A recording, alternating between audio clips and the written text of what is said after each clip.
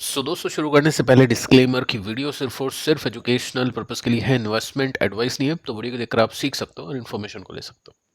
बाकी इससे पहले एक वीडियो में आपको दे चुका हूँ जिसमें हमने इस मार्केट को लेकर बेस्ट इन्वेस्टमेंट स्ट्रैटेजी डिस्कस की है। इसको अगर आपने मिस कर दिया है तो इसको आप जरूर से देख लेना। कुछ बड़ी अपडेट्स आपके सामने इस वीडियो में आने वाली है, समझ के देखिएगा। डाउ जोन्स को देखते हैं। देखिए दोस्तों, कल मार्केट किस तरह से ओपन होगा वो डिपेंड करता है कि यूएस मार्केट किस तरह से क्लोज करता है।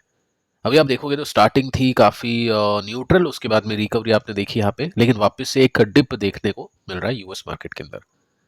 नेस्टिक भी आप देख सकते हैं तकरीबन 1% के साथ में नीचे 223 पॉइंट्स की मंदी के साथ में ये है।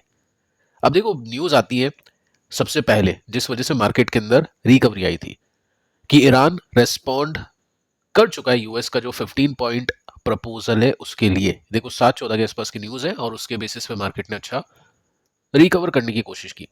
साथ में आप देख सकते हैं कि ईरान ने कहा है कि तेहरान, यानी ईरान हम बोल सकते हैं, वो वेट कर रहा है यूएस रेस्पॉन्स का कि यूएस किस तरह से इसका रेस्पॉन्स करता है। मार्केट को अच्छा लगा कि ईरान ने पहली बार कुछ पॉजिटिवली रेस्पॉन्ड दिया है, रिएक्शन दिया है। उसके बाद में देखिए दोस्तों, यहाँ पे ईरान ने ये भी कहा है कि हमको अश्योरेंस चाहिए कि ये जो वॉर है ना, ये दोबारा से नहीं होगी। और जो भी अग्रेशन यहाँ पे ट्रंप ने दिखाया है वो अभी के अभी रुकना चाहिए। ठीक है। अब देखिए दोस्तों, पॉइंट ये है कि ट्रंप ने क्या कहा है। ट्रंप ने कहा कि ईरान भीख मांग रहा है डील के लिए। सेकंड, आप देख सकते हैं कि ट्रंप ने यह भी कहा है कि दोनों पार्टीज के बीच में बातचीत चल रही है, लेकिन ट्रंप श्योर नहीं है कि यूएस रेस्पॉन्स या जो ईरान की जो कंडीशंस उसको एक्सेप्ट करेगा।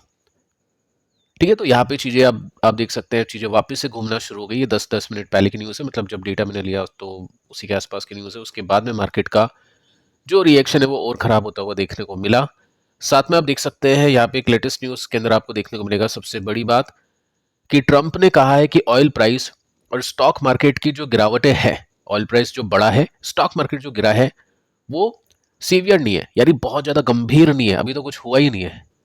यहाँ पे साथ में ये भी बोल दिया कि ट्रंप एक्सपेक्ट करते हैं कि स्टॉक मार्केट ड्रॉप करेगा और भी ज्यादा। यहाँ पे आप देख सकते हैं कि ट्रंप को कोई फर्क नहीं पड़ता है कि मार्केट किस तरह से परफॉर्म करेगा, गिरेगा बढ़ेगा, लेकिन हाँ, ट्रंप ने कह दिया है कि मार्केट यहाँ से और भी ड्रॉप करेगा। अब देखो, ये सब चीजें बातचीत आपको बताइए, ये सब चीजें होती है उससे पहले ही कुछ बड़े प्लेयर्स ट्रेड ले लेते हैं, इनसाइडर ट्रेडिंग जो हमने डिस्कस की थी। ये सब गेम भी चलेगा आगे चल के मार्केट के अंदर। तो ट्रेडर बहुत ही संभल की प्ले करे स्टॉप लॉस के साथ में, इन्वेस्टर को पता ही है उनको क्या करना है। आगे चलते हैं। अब आप देखोगे ना, तो जैसे ये स्टेटमेंट आता है उससे पहले से ही ब्रेंट चलना शुरू कर देता है, एक डिप आती है, लेकिन ब्रेंट के अंदर भी अच्छी तेजी आना शुरू हो जाती है। तो ये 5% के साथ में तेज है। तो ये $107 पर बैरल है, लेकिन अपने को ये $160 पर बैरल मिल रहा है। यानी यहाँ पे काफ़ी ज़्यादा प्रॉब्लम है। इंडिया के अंदर इसका काफ़ी अच्छा इम्पैक्ट होगा, काफ़ी बड़ा इम्पैक्ट होगा। साथ में आप देख सकते हैं, तो ये यहाँ पे कोई रुकने का नाम नहीं ले रहा है।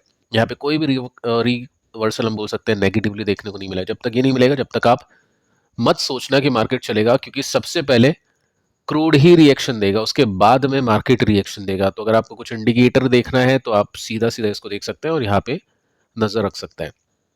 अब देखिए दोस्तों, इंडिया की जो कंडीशन है, सिचुएशन है, वो बिगड़ती जा रही है बहुत ज्यादा।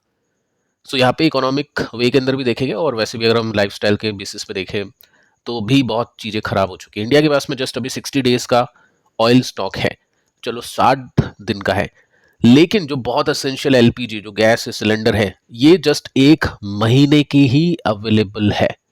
1 महीने की सप्लाई जस्ट अभी के समय इंडिया के पास में है। अभी आप देखोगे सिलेंडर नहीं मिल रहे, लोगों को काफ़ी प्रॉब्लम फेस करनी पड़ रही है, केवाईसी दोबारा करवानी पड़ रही है, ब्लैक मार्केट के अंदर ख़त्म हो चुके हैं सिलेंडर। ऑर्डर अगर आप करोगे तो उसके अंदर भी काफ़ी डिले होगा। ये सब चीज़ें आप फेस करोगे नो डाउट अभी के समय। चीज़ें अभी के समय काफ़ी ख़राब है, हम ये यहाँ पे समझ सकते हैं। अगर ये वॉर कंटिन्यू चलती है तो फिर ये चीज़ें और बिगड़ सकती है और इसका सीधा इम्पैक्ट पड़ेगा कंपनीज के ऊपर। डेफिनेटली वो बाद में अपन सोचेंगे, सबसे पहले तो इंसानों के ऊपर इम्पैक्ट होगा, उसके बाद में कंपनी के ऊपर इम्पैक्ट होगा। तो ये चीज़ काफ़ी ख़राब है, तो इसकी वजह से यहाँ पे प्रॉब्लम बहुत ज़्यादा बढ़ रही है। अब इंडिया ने टैप किया है अर्जेंटीना को, यूएस को एलपीजी सप्लाई करने के लिए। अब देखो, स्ट्रेट ऑफ हॉर्मुज 60% अपनी जो एलपीजी सप्लाई है उसको भेजता है। अब चलो ठीक है, अच्छी न्यूज़ अपन ने सुनी कि ईरान ने अभी ये ओपन कर दिया। अब ये ओपन के साथ में क्लोज भी हो सकता है, ईरान कुछ चार्ज भी कर रहा है वहाँ से गुजरने के लिए, चलो ठीक है वो अलग बात है, लेकिन वहाँ से यहाँ तक पहुँचने के अंदर काफ़ी दिन लगते हैं, तो उसका जो इम्पैक्ट है इंडिया को भुगतना पड़ेगा। देखते हैं, 1 महीने का भी गैप है, उसके अंदर कुछ शिप्स यहाँ पे डिलीवर होते हैं, तो वेल एंड गुड, बहुत अच्छी बात है। बाकी यहाँ पे एलपीजी क्राइसिस बहुत ही तेज़ी से बढ़ता हुआ देखने को मिल रहा है। इसके बाद में देखिए दोस्तों, एफआईज के सिचुएशन को देखते हैं। एफआईज ने ऑफलोड किए हैं हर दिन स्टॉक, हर दिन। कोविड में मैक्सिमम जो बिका था ना स्टॉक, एक महीने में 60,000 करोड़ के थे। अभी के समय उसके डबल के आसपास हो चुके हैं, 1,12,000 करोड़ के हो चुके हैं, जबकि पूरा महीना अभी तक खत्म नहीं हुआ, 26 तारीख है। ठीक है, तो ये सब चीजें आपके सामने है। तो हर दिन स्टॉक बिकते हैं। कल इन्वेस्टर ने सोचा होगा कि एफआईएस ने लिया होगा, क्योंकि कल तो बहुत अच्छी तेजी हमने देखी, 2 दिन से कंटिन्यूसली तेजी अपन देख रहे हैं। तो हुआ क्या है, एक्चुअली एफआईएस ने कल भी बेचा, लेकिन काफी कम बेचा, 1805 करोड़ के आसपास का बेचा। और डीआईएस ने इसके अगेंस्ट में अच्छी खासी बाइंग की, आई थिंक 3 से लेकर 5,000 करोड़ की बाइंग की थी। लेकिन देखो ये जो सीन है ना, ये कुछ ऐसा ही है। अगर हमने यहाँ पे भी देखा कि चलो 16 की बाइंग है, सॉरी सेलिंग है, कम हो चुकी है, 17 में सेलिंग कम हो चुकी है, 18 में कम हो चुकी है, तो अब क्या होगा, अब बाइंग होगी। बट ऐसा नहीं हुआ। तो यहाँ पे आप सोच रहे हो 23, 24, 25, उसके बाद में बाइंग, तो वो पॉसिबल नहीं है, क्योंकि मार्केट की जो सिचुएशन है वो एफआई के बाय को सपोर्ट, या एफआई की जो बाइंग है मार्केट की सिचुएशन को सपोर्ट नहीं करती है। तो वो सब चीज़ें आप इसमें नोटिस कर सकते हैं। अब देखिए दोस्तों, एक और डेटा मैं आपको देना चाहूंगा, इसके अंदर आप सिंपली नोट कर सकते हैं कि सिचुएशन अभी मार्केट की किस तरह से है। क्योंकि जो म्यूचुअल फंड हाउसेज होते हैं, एफआईज तो चलो ठीक है बेच रही है, म्यूचुअल फंड तो खरीदेंगे ना, उनके पास तो अमाउंट है। लेकिन एक डेटा मैंने आपको दिया कि म्यूचुअल फंड्स भी अभी के समय कैश के साथ में, फ्लैक्सी कैप फंड्स मोस्टली जो बहुत अच्छे कैश के साथ में अभी के समय बैठे हुए, इस मार्केट के अंदर भी, मार्केट ऊपर से काफी नीचे गिर चुका है, स्टिल उनके पास में कैश है, क्योंकि उनको नहीं मिल रही अपॉर्चुनिटीज। उनको भी पता है कि यहाँ से मार्केट और गिर सकता है, जो मैं आपको काफी टाइम से समझा रहा हूँ। काफी सारे म्यूचुअल फंड्स ने अपने एक्सपोजर कट कर दिए हैं नो स्टॉक्स में फरवरी में। ठीक है, 5 स्टॉक तो ऑलरेडी डाउन है, 20 से लेकर 30%। तो जहां पे म्यूचुअल फंड खरीद सकता है, क्योंकि 20-30% नीचे, वहां पे म्यूचुअल फंड बेच रहा है। कौन कौन सी कंपनीज है उसको देख लेते हैं। नो डाउट इनमें से काफी सारी या कुछ कंपनीज आपके पोर्टफोलियो में होगी। फर्स्ट जो कंपनी है, एल टी आई माइंट्री। स्टॉक इस साल जनवरी से लेकर अभी तक मार्च में 32% नीचे है, स्टिल यहाँ पे बेचा है। अब बेचने का मतलब ये नहीं है कि सभी म्यूचुअल फंड्स ने बेच दिया, कंपनी खराब है, ऐसा नहीं है। 240 स्कीम्स इसमें इन्वेस्टेड है।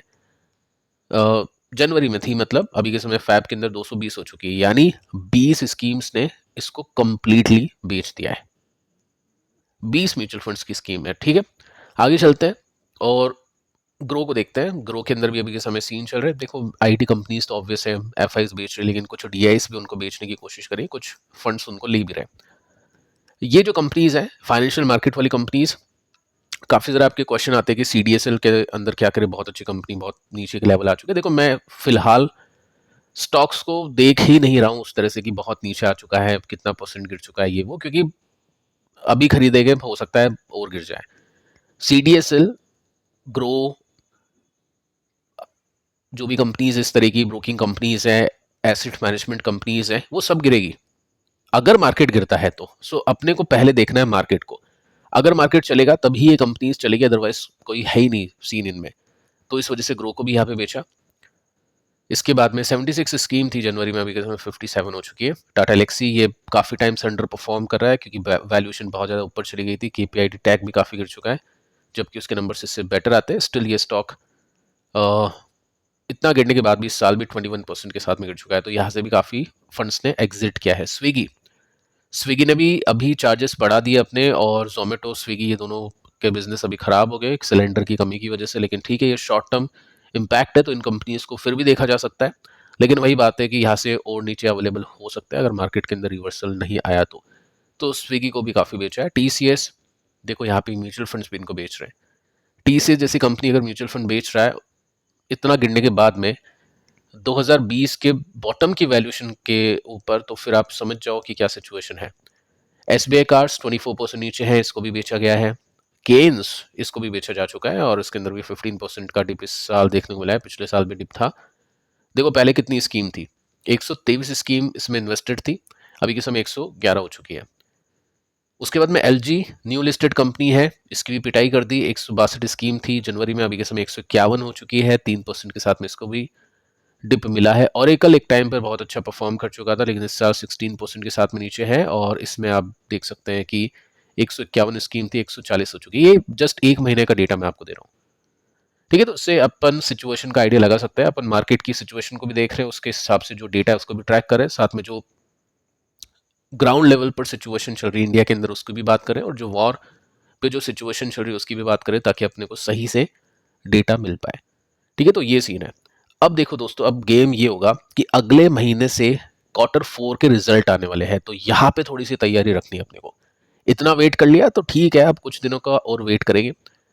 कंपनीज ने डेटा दे दिया है कि उनके नंबर्स कब आने वाले हैं, तो एग्जाम्पल के लिए कुछ कंपनीज को अपन देख लेते हैं जो 9 अप्रैल से लेकर 23 अप्रैल तक आपको नंबर्स पब्लिश करते हुए देखने को मिलेगी।